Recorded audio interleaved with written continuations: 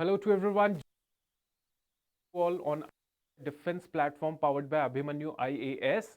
आज के इस सेशन के अंदर जनरली हम लोग ने मॉक इंटरव्यू सेशन शुरू कर दिए हैं और उसमें जो स्टूडेंट है, जो 2020 के स्टूडेंट्स हैं, जो प्रिपेयर कर रहे हैं अपने इंटरव्यू के लिए, एक कॉमन सा ट्रेंड देखा जा रहा है। कॉमन सा ट्रेंड है कि कितना ज़्यादा पढ़ें हम लोग CAPF फोर्सेस के बारे में, ठीक है, कि कहाँ से पढ़ें, कितना ज़्यादा पढ़ें और कैसे एक इंटरव्यू जो आपके सामने जो पैनल वाला बैठा होगा वो आपकी जो इंटरेस्ट है कि हाँ इस पर्टिकुलर जॉब प्रोफाइल के लिए इंटरेस्ट इसका बहुत ज़्यादा है, उसको कैसे चेक करेगा। वो यही जो इंफॉर्मेशन है वो आपके ऊपर फेंकने की कोशिश करेगा कि कुछ ये बता दो, कुछ फौज का ये बता दो, कुछ CISF का इतना बता दो। ये सारी चीज़ें जो है ना, आप समझ रहे हो कि ये जो टेक्निकल नॉलेज है CAPF की, ये कहाँ से आप गेन कर सकते हैं। मैं आज इसके ऊपर वीडियो बना रहा हूँ और जिससे आपको जो है मैं तरीका भी बताऊंगा कैसे आप उसको रख सकते हो अपना वो नॉलेज, और आपको इंटरव्यू के टाइम पे कैसे उसको फटाफट बस स्कैन करना है, स्कैन करके आपके पूरा दिमाग में आ जाएगी और इंटरव्यू फिर उसके बाद दे दीजिएगा। ये टेक्निकल एस्पेक्ट है CAPF के बारे में, वो हम लोग आज कवर करेंगे, ठीक है।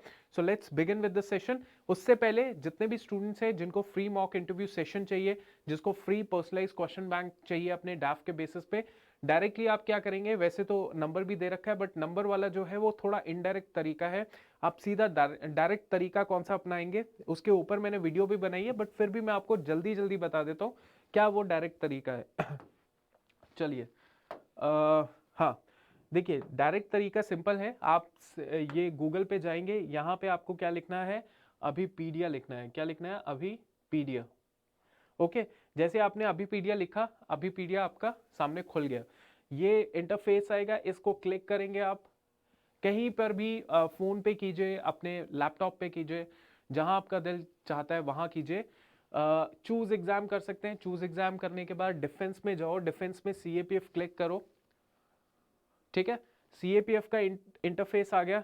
थोड़ा सा नीचे जाना, थोड़ा सा नीचे जाना और थोड़ा सा नीचे जाइए और यहाँ है फ्री पर्सनलाइज क्वेश्चन बैंक। जैसे फ्री पर्सनलाइज क्वेश्चन बैंक आ गया, उसमें चूज फाइल किया आपने, कोई भी फाइल जो आपका डैफ है वो आपने क्लिक कर दिया, ओपन कर दिया और अल्टीमेटली यहाँ पे अपलोड PDF फाइल कर दिया।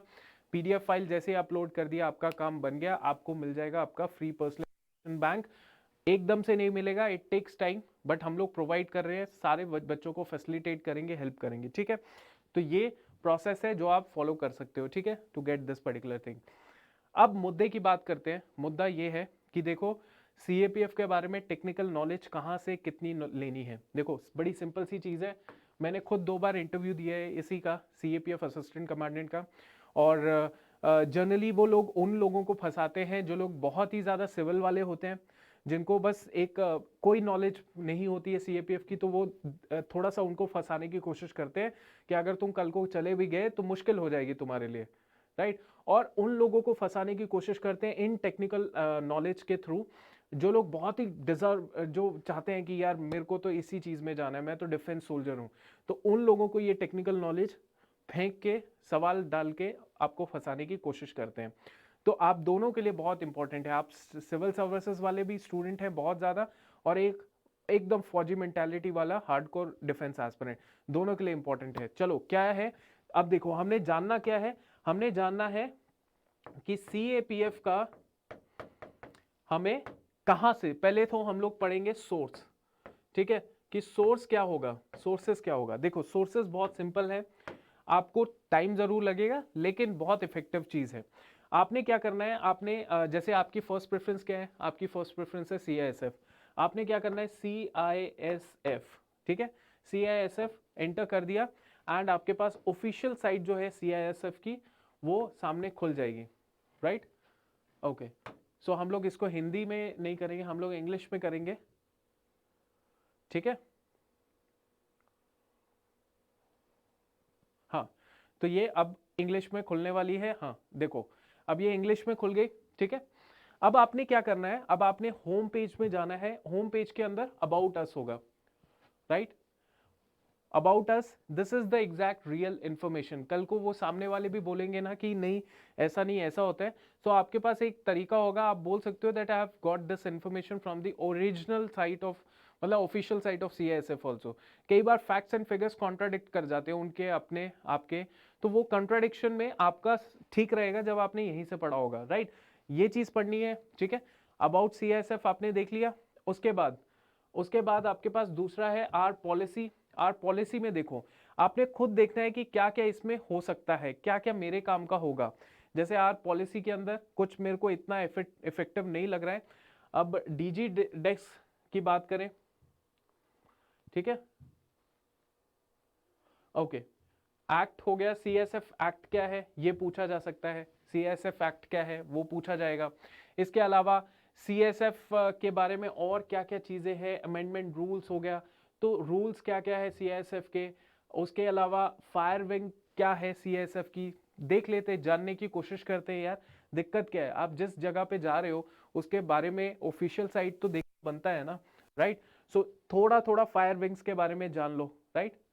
इतना टेक्निकल डिटेल्स में नहीं जाना कि हाँ जैसे we are a force of more than 7500, तो याद रख लो 7000 से ज़्यादा का इनका फोर्स है, वर्क फोर्स है, ठीक है। इनके मैंडेट क्या होते हैं, ज़्यादा से ज़्यादा इतना पढ़ना ज़रूरी है, उससे ज़्यादा कुछ भी नहीं है। इसके अलावा स्पोर्ट्स एक्टिविटीज़ कौन कौन सी होती है। अब देखिए, आपसे पूछा जाएगा, जैसे फॉर एग्जांपल एक एसआरटी है, फॉर एग्जांपल अभी रिसेंटली सीआरपीएफ में थोड़ा सा वो कलीग ने अपने जवानों को, अपने कलीग को मार दिया है ना, तो उसमें एसआरटी पूछा जा सकता है कि as being a company commander how you are going to engage your soldiers, jawans in a very positive atmosphere. कैसे आप एक पॉजिटिव वातावरण बना के रखेंगे अपने जवानों का मोराल हाई करने के लिए, अपने जवानों का स्ट्रेस कम करने के लिए। तो आप यहीं से आइडिया ले सकते हैं, कोई ऐसा नहीं है कि आपको कहीं और से देखना पड़ेगा। आप स्पोर्ट्स एक्टिविटी कंडक्ट कर सकते हैं, अचीवमेंट जो भी है, whatever these important things are, right. देखिए, स्पोर्ट्स कैन अपलिफ्ट द, यहीं से आपकी नॉलेज और यू नो वोकैबलरी बनेगी। आप कुछ ना कुछ अंग्रेजी में बोलते ही रहेंगे, ठीक है, बोलते ही रहेंगे इसके रिगार्डिंग, ठीक है। इसके अलावा आपके पास ये चीज है, ओके। हम लोग बात करते हैं, ये तो आ गया सीएसएफ के बारे में, हाँ,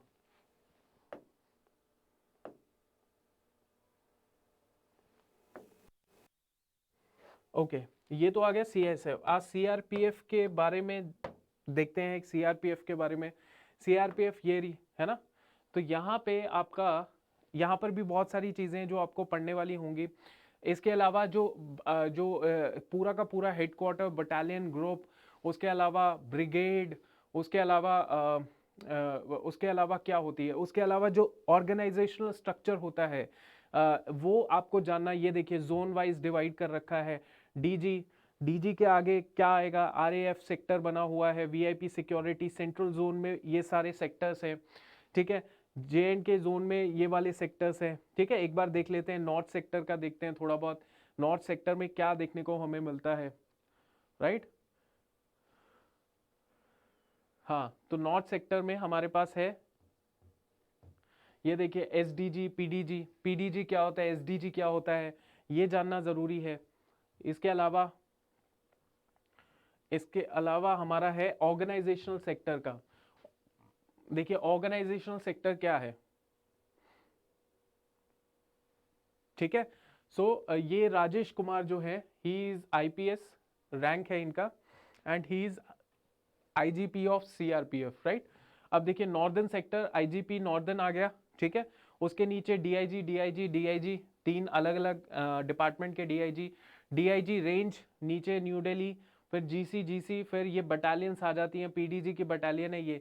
तो ये थोड़ा आपको स्क्रॉल डाउन करके खुद थोड़ी अंडरस्टैंडिंग बनानी पड़ेगी कि मैं क्या क्या चीज़ें क्या क्या कर सकता हूँ। यूएन मिशन है, यूएन हेती है, लाइबेरिया है, श्रीलंकन मिशन है, इसमें कुछ के पास बहुत ज़्यादा वो भी है कि अवार्ड रिकॉग्नाइजेशन भी है। पहली बार महिला जो सीआरपीएफ थी वो गई थी यूएन मिशन के अंदर।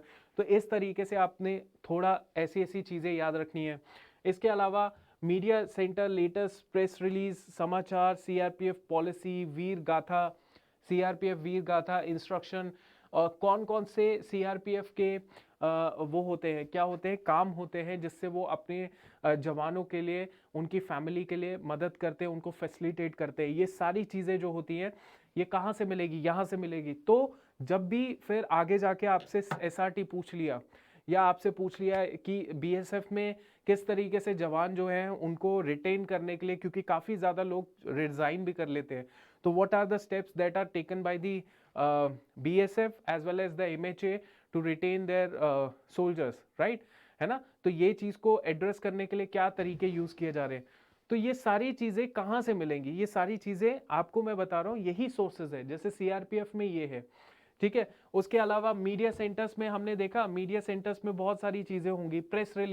प्रेस रिलीज में दिया होगा कि क्या क्या सीआरपीएफ ने अभी रिसेंटली कदम उठाए हैं अलग अलग फील्ड में, स्कूलिंग में क्या कदम उठाए हैं, हॉस्पिटल्स में क्या कदम उठाए हैं, अपने जवानों के लिए क्या और नए नए इनिशिएटिव किए गए, ये सारे प्रेस रिलीज में आते रहते हैं, ठीक है। तो ये चीज़ है ना। तो इसको पढ़ो, इसको ध्यान से देखो। देखो families of CRPF martyr visit this, तो आपको समझ आ जाएगा कि यार कुछ भी सवाल आगे पूछ सकता है एग्जामिन, जो एसेसर है आपका, जो पैनल में बैठा हुआ है, वो पूछ सकता है कि अगर मान ली सीआरपीएफ में इतना ज़्यादा, फॉर एग्जाम्पल एक सिंपल सा सवाल मेरे दिमाग में आ गया, और ये पूछा भी गया था मेरे मॉक सेशंस में, पूछा गया था, बोला गया था कि इंडियन आर्मी में जवान, काफ़ी यूथ जो है वो जाना चाहता है इंडियन आर्मी। कई लोगों को तो पता ही नहीं है कि सीएपीएफ होता क्या है, सेंट्रल आर्म पुलिस फोर्सेस क्या होती है, ठीक है। तो यूथ जो है वो ज़्यादातर इंडियन आर्मी की तरफ भागता है या इंडियन एयरफोर्स की तरफ भागता है। क्यों? इसका रीज़न ये है क्योंकि अगर मान लीजिए आप शहीद हो जाते हैं तो उसके बाद इंडियन आर्मी आपको पेंशन भी देती है, या पेंशन भी दे रही है इंडियन आर्मी, तो देती है, पेंशन देती है, और शहीद होने के बाद तो और भी पर्क्स, बेनिफिट्स, एडवांटेजेस होते हैं। तो क्या ये रीज़न, क्या सीएपीएफ भी ऐसे कदम उठा रही है ताकि कोई मार्टियर है उसके जो नेक्स्ट, जो उसके परिवार वाले हैं उनको क्या क्या चीज़ें मिल रही हैं, तो क्या आपको क्या लगता है कि क्या इसमें चेंजेस आने चाहिए, क्या क्या इनिशिएटिव लिए जाने चाहिए? मतलब ऐसा कुछ भी सवाल बना सकते हैं। डिजास्टर मैनेजमेंट, आज़ादी का Amrit Mahotsav, CRPF saves the boys life in Sukma. अब देखो, अब ये जो चीज़ें होती है ना, ये CRPF saves the boys life in Sukma, अब कोई आपसे ये पूछ लेगा, आप देखिए सवाल, why you want to join the CRPF. दुनिया ये बोलेगी सर सीआरपीएफ में मुझे कोबरा में जाना है, sir CRPF is a versatile, omni potent है, ओनली ओमनी वर्सेटाइल, मतलब वर्सेटाइल फोर्स है, ओमनी प्रेजेंट फोर्स है। ऐसे ऐसे सारी चीजें सब लोग बता देंगे, 99.9% बता देगा। बट जो 1% होगा, 0.1% होगा, या कोई भी नहीं होगा, जिसने ये चीज पढ़ी होगी ना कि saves boys life in Sukma, जब आप इसको पढ़ोगे यहां से आंसर निकालने की कोशिश करना for why you want to join CRPF या why you want to join CISF. CISF के प्रेस रिलीज में भी ऐसा कुछ दिया होगा कि उन्होंने, सीआईएसएफ वालों ने भी एयरपोर्ट में कुछ बहुत बढ़िया काम किया होगा, जो कि करते भी हैं वो लोग, या किसी security, they have done very well in the naxalite also, naxalite areas में भी सर्व करते हैं। तो कहीं ना कहीं ऐसा ऐसा जो होता है ना, ये जो ब्रेक और मेक वाला पॉइंट्स होते हैं, जैसे why you want to join BSF, तो ये आंसर क्या होगा, वो कॉमन आंसर मत बनाइए, आंसर ऐसा बनाइए जो यहाँ पे रियल लाइफ एग्जांपल हो, रियल लाइफ। जैसे अगर अगर इस चीज को भी आप खोलेंगे, सीआरपीएफ सेव्स द बॉयज, इसको पूरा आप पढ़ेंगे तो कहीं ना कहीं आपका जो अंदर का जो वो है कि एक एक एक बच्चे को बचाना, जान बचाना, अगर आप ही बचाएं तो आपका कितना इमोशन और कितनी ज्यादा आपको पावर मिल जाएगी, है ना, इस चीज को करके। तो अगर आप इसको पढ़ेंगे, आपका आंसर कहीं ना कहीं यहाँ से डिराइव होगा ना, तो बहुत सही रहेगा, बहुत अलग रहेगा। तो उसमें क्या है, उसमें you will gain the edge, you will gain the edge. आप बाकियों की तरह आंसर नहीं दोगे, आप कुछ ऐसा आंसर दोगे जो आपने यहाँ से एक्चुअली होता हुआ देखा है कि सीआरपीएफ एक बच्चे की जान बचा रही है। पता नहीं कितनों की जान बचाई, बट एक बच्चे की जान बचाना आपके लिए कितना मायने रखता है। और ये अपॉर्चुनिटी कहाँ मिलेगी, सीआरपीएफ में मिलेगी, है ना, क्योंकि यहाँ पे होता है ये, और रिसेंटली हुआ है सुकमा में। समझ रहे हो आप? तो इतना डिफरेंस क्रिएट कर सकते हो। ये एक एक लाइन या दो दो तीन तीन लाइन के आंसर्स जो होते हैं वो पूरा इम्पैक्ट चेंज कर देते हैं, आपकी तरफ इम्पैक्ट आ जाता है, राइट। तो ये चीज़ है। तो ये प्रेस रिलीजेस जो हैं वो थोड़ा थोड़ा अच्छे तरीके से पढ़ो। एक अंकित नंदन, जिनका अभी वीडियोस भी आ रही हैं, उन्होंने भी यहीं से जो है चीज़ें उठाई थी, यहीं से उठाई थी, यहीं से वो रियलिस्टिक आंसर्स बनाते थे, रियलिस्टिक। अब देखो वेलफेयर एक्टिविटीज़ हो गया, तो वेलफेयर एक्टिविटीज में आप they can ask you any question, ठीक है, कि what are the steps that are taken by the desk की वेलफेयर एक्टिविटीज को और इम्प्रूव करने के लिए, है ना। कुछ भी आंसर क्वेश्चन बन सकता है, कोई इसमें कुछ भी दिक्कत नहीं है।